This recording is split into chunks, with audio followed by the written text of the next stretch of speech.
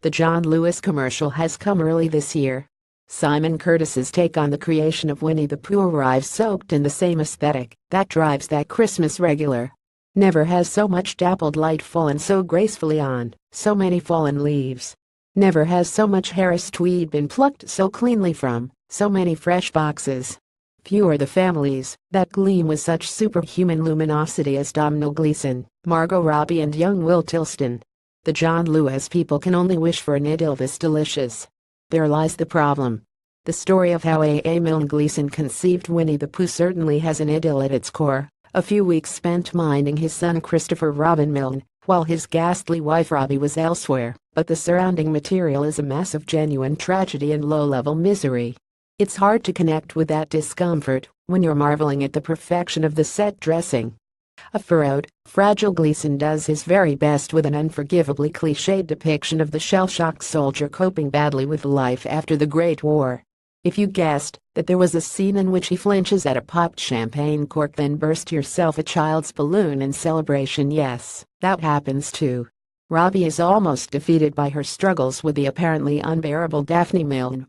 Following the painful birth of Christopher the Charming Tilston, a doctor tells us that Mrs. Milne was unaware of the mechanics involved in the process.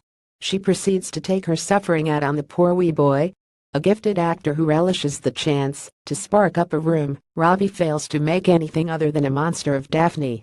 It doesn't help that the Australian keeps dramatically shifting from a modern middle-class English accent, which he does well, to contemporaneous, aristocratic mid-40 much less successful. A wonderful Kelly MacDonald diagnoses the Milne's ills with a vigor that the film's hackneyed conclusions scarcely deserve.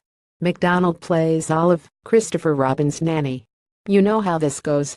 Olive is not only working class, but she is also Scottish, and, thus, is in touch with emotions that the upper-middle English snoots will never access. It is she who explains that, in the wake of the book's success, they have been exploiting a son who never asked to become the Christopher Robin adored throughout the world. Dappled light Domhnall Gleeson and Will Tilston in Goodbye Christopher Robin. Here we get to the fascinating fulcrum of the Milne saga. Imagine if there were a real Harry Potter. Imagine if he emerged at a time when nobody had yet grasped the skin-stripping nature of 20th century celebrity.